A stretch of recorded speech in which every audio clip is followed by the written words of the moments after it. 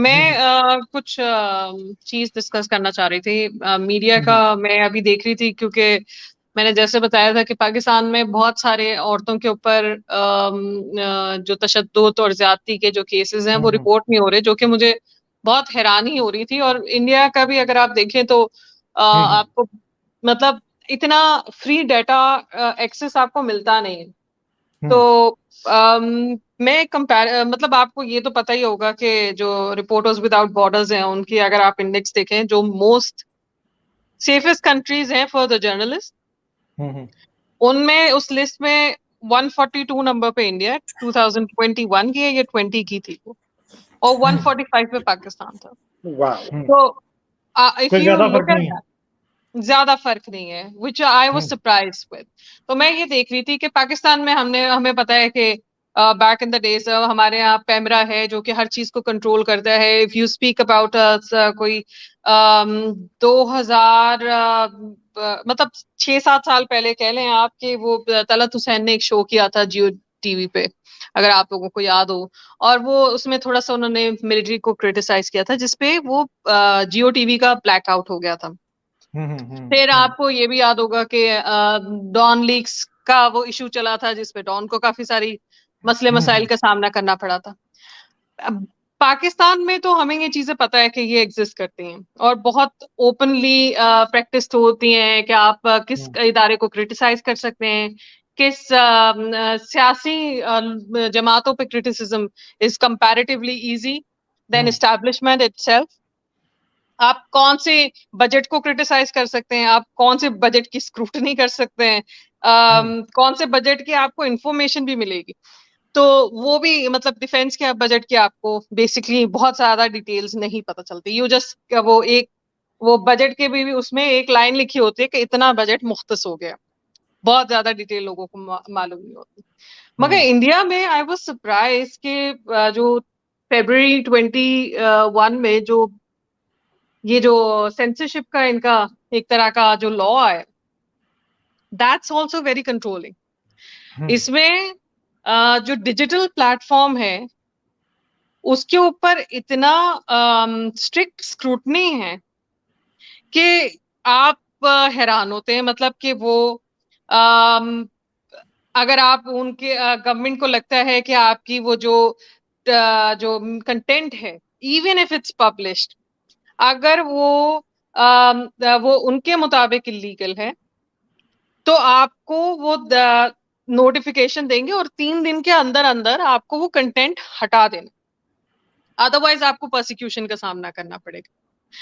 फिर आप उनके मुताबिक अगर आपका कंटेंट जो है वो sovereignty, integrity of India, public order और डिसेंसी के भी खिलाफ है ना, तब भी आपके खिलाफ एक्शन लिया जा सकता है।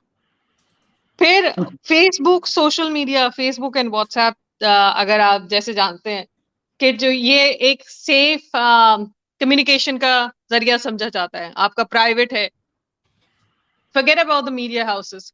अगर गवर्नमेंट ये शिकायत करती है, अभी मैं टाइम्स का एक आर्टिकल पढ़ी थी जिसमें 10 ऑर्गेनाइजेशंस ने उस पर साइन किया है, उन्होंने वो एक रिपोर्ट भेजी है कि we are concerned about this law that India has introduce, जिसमें रिपोर्टर्स विदाउट बॉर्डर्स और दूसरी बड़ी ऑर्गेनाइजेशंस भी हैं।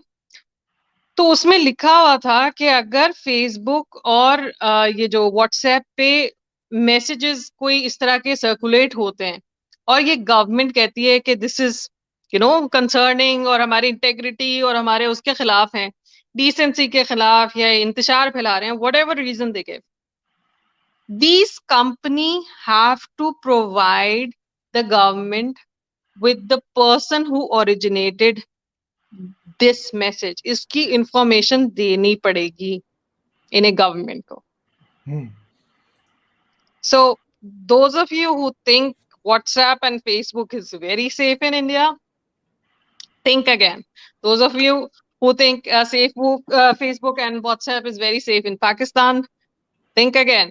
तो आप अपनी इंफॉर्मेशन इस तरह से मत शेयर करें। एंड सेकेंडली, आप अभी कुछ दिनों पहले ये अभी रेड्स भी हुई थी कोविड के हवाले से, जो अखबारात क्रिटिकल थे इंडिया में, तो डॉन की एक रिपोर्ट थी मेरे नजर से गुजरी कि उन्होंने गवर्नमेंट ने जाहिर उन्होंने ये किया कि टैक्स कलेक्शन के उन्होंने छापे मारे वहां पे ऑफिसर्स ने, but those newspapers and publishers were critical of the government of India and its performance during the COVID time.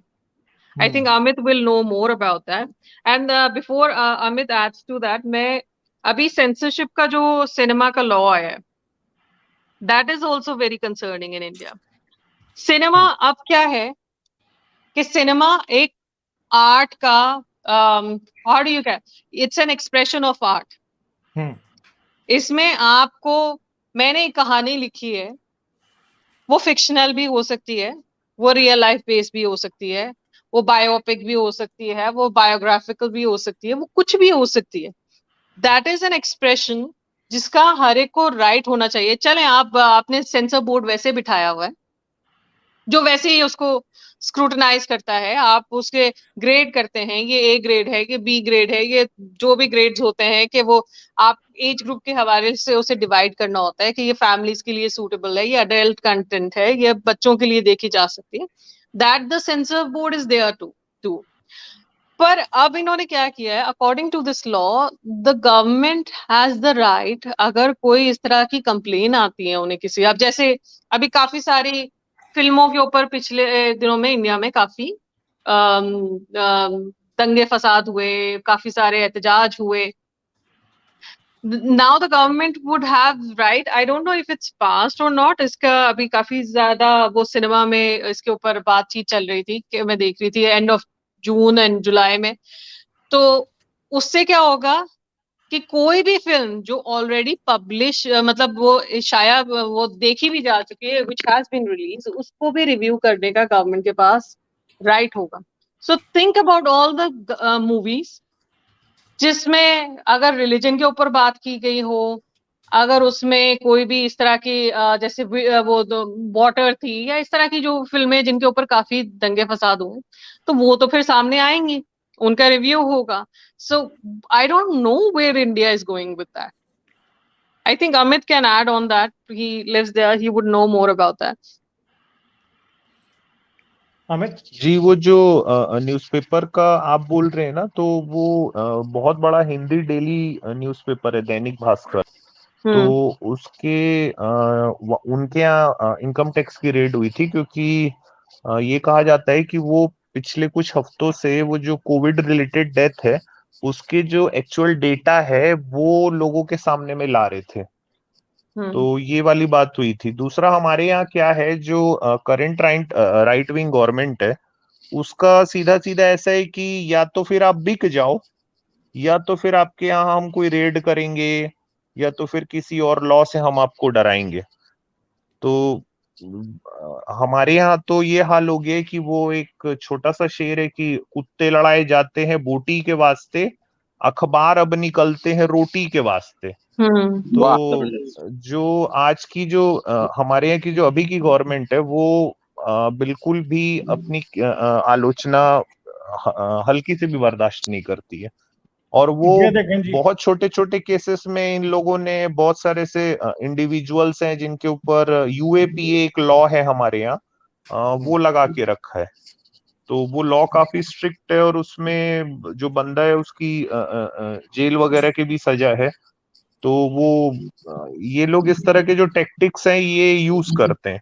अब ये जिसका फोटो ये अभी दिखा रहे हैं गालिब भाई, ये इस आदमी का मोबाइल शायद इंडिया में सबसे सेफेस्ट होगा, क्योंकि यही जनाब जो है ये बाकी लोगों में के जो मोबाइल फोन है उसमें ताक झांक करते हैं. अभी ये वो हमारे यहाँ का आपने सुना ही होगा कि एक इसी टाइप का एक केस आ गया हमारे यहाँ. क्या नाम था उसका, ऑर्गेनाइजेशन मैंने इजरायली वो अभी पिछले दिनों वो जो ऑर्गेनाइजेशन पाकिस्तानी पीएम का भी फोन इवन के कह रहे हैं कि अच्छा, इसमें इमरान खान का भी नाम आ रहा है जो प्रेस फ्रीडम को कंट्रोल कर रहा है. देख रहे हैं आप ये सारे. नहीं, इमरान खान खुद जो है वो इंडियन इंटेलिजेंस और इजरायली इंटेलिजेंस की तरफ से उसका फोन भी हैक होने का इवन क्या है ये बात सामने, पेगासस का स्कैंडल आया था. हाँ, पेगासस का, बाकी पेगासस का स्कैंडल। आप ये यकीन नहीं करेंगे गालिब भाई कि वो जो स्कैंडल आया है, तो उसमें जिन लोगों के नाम आए हैं 40-50 लोगों के नाम, उसमें अभी हमारे यहाँ पे कुछ दिन पहले जो कैबिनेट है उसका रीशफल हुआ, तो उस बंदे तक का नाम है, उसके 1-1.5 साल पहले से उसके फोन की हैकिंग चल रही थी, जिसको अभी रेलवे मिनिस्टर बनाया गया है। तो उस बंदे की पहले फोन की हैकिंग चल रही थी, उसको चेक कर रहे थे कि कितना वफादार है कितना नहीं। अब नहीं मतलब मेरे को इस गवर्नमेंट की जो मेंटेलिटी ना, दरअसल वो समझ में नहीं आती। इतना ज्यादा इनसिक्योरिटी कि हमारे बारे में कोई ऐसी बात ना कर दे, या हमारे मतलब हमारे कई ऐसे न्यूज एंकर्स हैं, बड़े बड़े नाम हैं, उनको निकाल दिया गया है, और अब वो बेचारे यूट्यूब पे बैठे हुए हैं। हामिद मीर जो है वो परफेक्ट केस है इस बात का। ये मैं कहने लगी डिसएनफ्रेंचाइज हो चुका है इंडिया में भी। इट्स वो जो टाइम्स की आपको रिपोर्ट मिल जाएगी, इंडिया के ये जो सेंसरशिप के लॉ हैं, मीडिया सेंसरशिप के, उसमें दे हैव कंप्लेन कि उनको थ्रेट्स और इंटिमिडेट किया जाता है जर्नलिस्टों को, और उनके लिए free journalism is very difficult at the moment.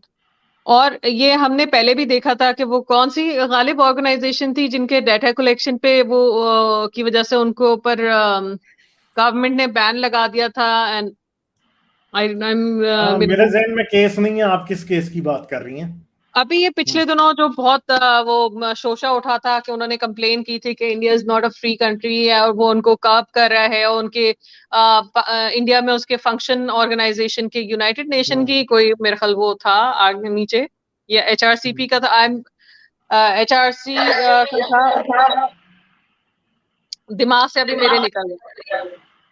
अच्छा, मैं इसके अलावा एक और चीज आपको बताता हूँ जो कि मेरे ख्याल से पूरे वर्ल्ड में इंडिया से पहले कभी नहीं हुई होगी, फिर उसके बाद में कुछ दूसरे देशों ने उसको कॉपी करना चालू किया। हमारे यहाँ की जो गवर्नमेंट है तो वो जो मेन पार्टी है उनके पास में आईटी सेल है कंप्लीट एक। ये क्या है, पूरी की पूरी एक ट्रोल आर्मी है।